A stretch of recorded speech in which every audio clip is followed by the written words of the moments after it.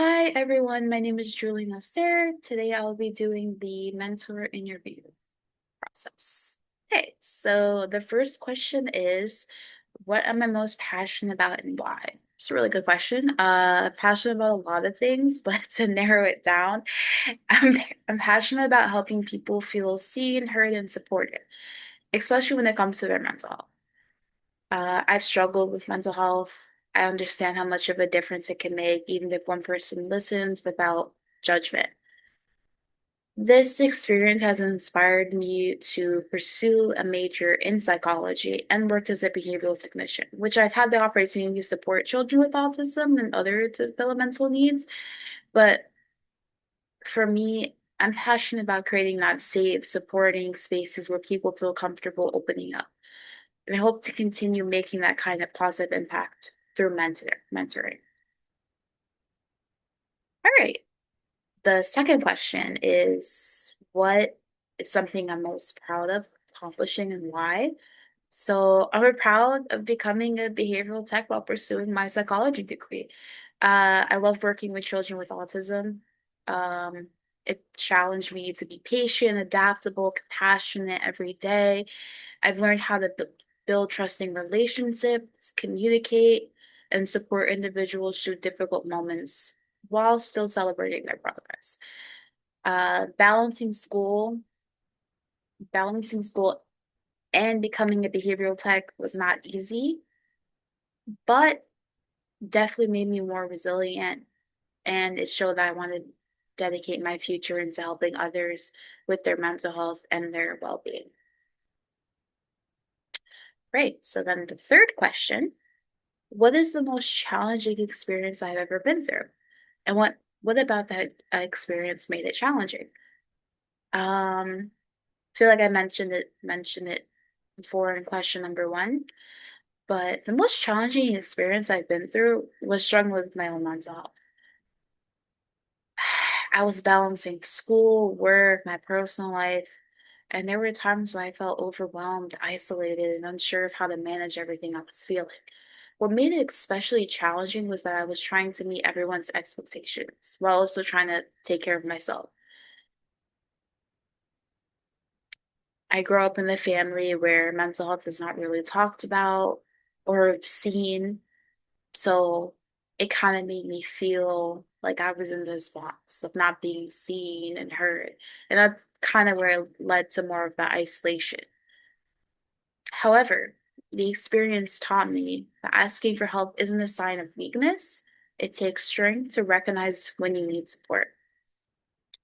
Over time, I learned healthier ways to cope and becoming more aware in the importance of having people genuinely listen without judgment. And I also learned that therapy helps a lot. All right. The fourth question. How do you experience, in the third question, impact how you look at the world today? So, going through that experience challenged the way I see other people. I learned that you never really know what a person is carrying, even if they seem okay on the outside. Because of that, I try to approach people with empathy instead of making assumptions. Inspired to become someone who tries to create that safe space for others, talking openly about their feelings. And I personally know it's meaningful when someone simply listens and reminds you that you're not alone. And I want to be that person for others. What about your personality, interests, or experience that makes you think that you can resonate with teens as their mentor? I believe I can connect with teens because I've experienced my own mental health challenges and I understand how difficult it can feel to feel misunderstood or feel alone. My experience have made me compassionate, patient, and a good listener. In addition, as working as a behavioral tech supporting children with autism and other needs, developmental needs, I learned how to build trust, communicate with empathy, and remain calm during difficult situations. I don't believe in judging people. I believe in meeting them where they are at and helping them feel heard and supported. My goal isn't to have all the answers, but it's to help teens feel like they have someone in their corner. All right, number six. When someone comes to you for support, how do you think about supporting them and what strategies do you rely on? My first priority would be make sure that person feels heard, making sure I don't interrupt them, I'm not judging them.